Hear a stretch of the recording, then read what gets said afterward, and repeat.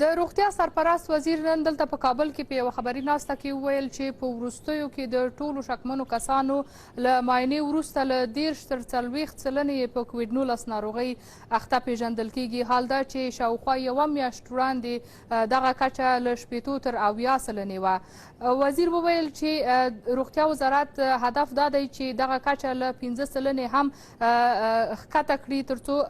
خلک وکولی شي بیرته عادي ژوند ته وګرځي.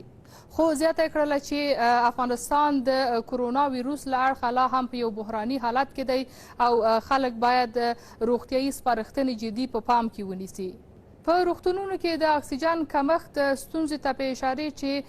ډېرې نیوکې راپارولې دي، د روغتیا وزیر ادعا وکړله چې دغه ستونزه اوس په بشپړه توګه حل شوې ده او د اکسیجن د تولید 1500 واړه ماشینونه پیرل شوي دي چې په نږدې راتلونکي کې به افغانستان ته ولیږدول شي او د لویو ماشینونو د اخیستو لپاره هم کار روان دی.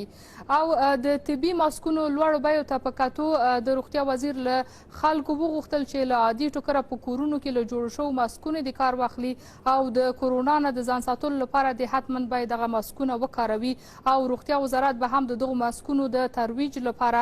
د بیلابیلو ادارو په کارکوونکو او یو شمېر خلکو باندې دغه ماسکونه وویشي. د کرونا ویروس د پیښو په کمیدو سره کارانتین او نور بندیزونه هم نرم شوي دي، خو په دې هیواد کې له کرونا سره د مبارزې اضطراري کمیټې مشر وایي چې په رستورانتونو، پارکونو او ډېر شمېر نورو ځایونو کې روغتیایي سپارښتنې او ټولنیز واټن نه مراعاتېږي، هغه څه چې د اندېښنې وړ وباله.